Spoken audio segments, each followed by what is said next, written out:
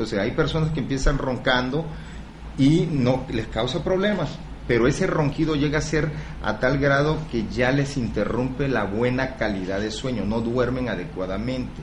Durante el sueño se secreta la hormona del crecimiento. En la teoría del sueño, igual que durante el sueño hay una consolidación de todo lo que vivimos, del aprendizaje que tenemos.